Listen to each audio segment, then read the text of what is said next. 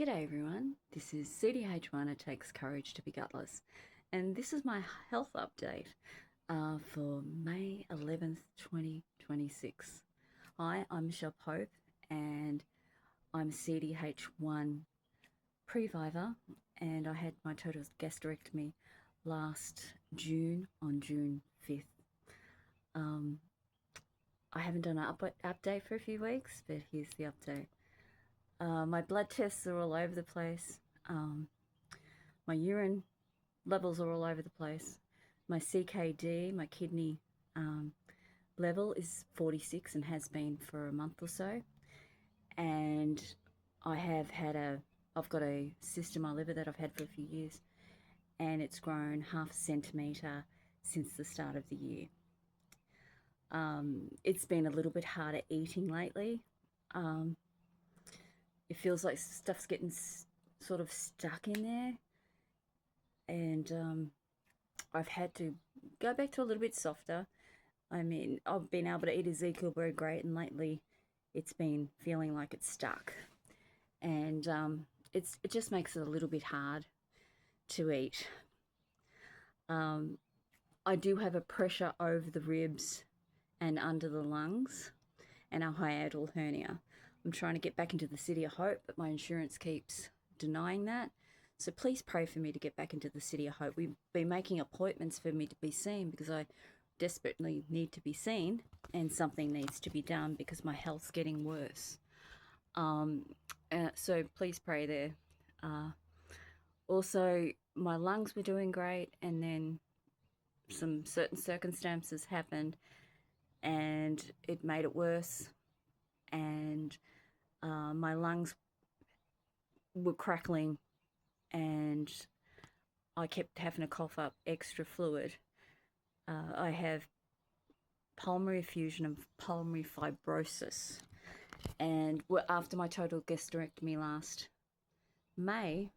June, after my total gastrectomy, I had complications, ended up on life support, and had total respiratory failure. And I had pulmonary fibrosis and pulmonary effusion. And I ended up having a tube put in my lung with a pump on my left one. And a few weeks later, I had another tube put in my right lung. And because I'm allergic to local anaesthetic, I had to be knocked out for it and woke up AFibing and shaking all over the table. And it wasn't a nice feeling.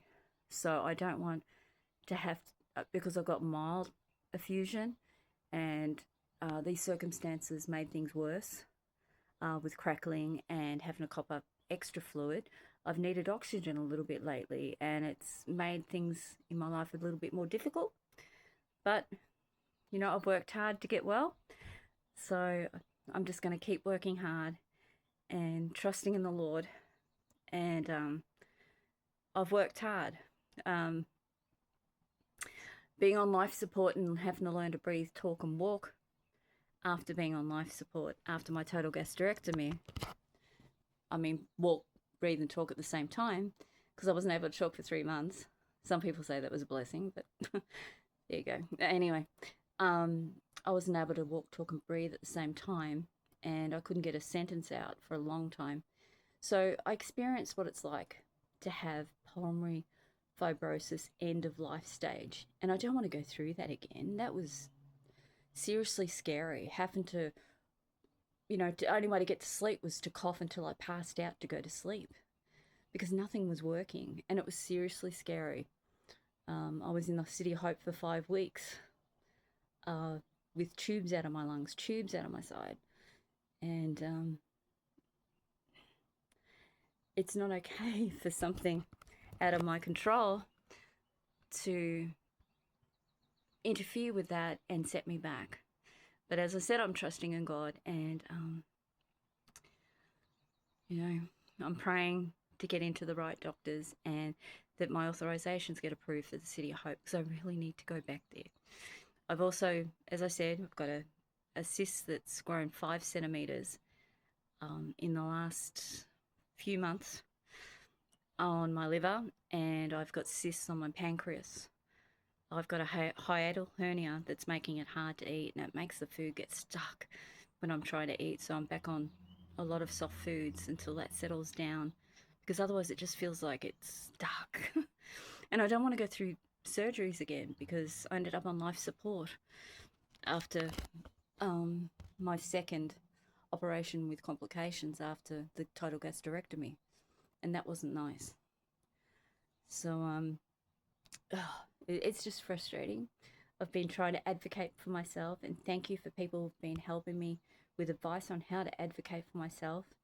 It gets frustrating, you know, and it breaks my heart seeing my husband saying, "Are you all right?" and having to tell him I'm okay when I don't feel okay, you know. But I get everything done, and I'm very active. Um, Sometimes I've got to lay down in between things for 5 minutes, catch my breath, maybe go on oxygen for a little while, but I get things done. Anyway, I hope you all. Oh yes, and my liver levels. Um, they they were 360 last month, and they're currently 280. And my kidney levels, the CKD, is now 46, and it has been a stable 46, but I can't afford to go down any lower. If you could keep me in prayer, and just remember that I'm here for everyone. So if anyone needs any help with anything, I'm here for you. Please message me, please call me.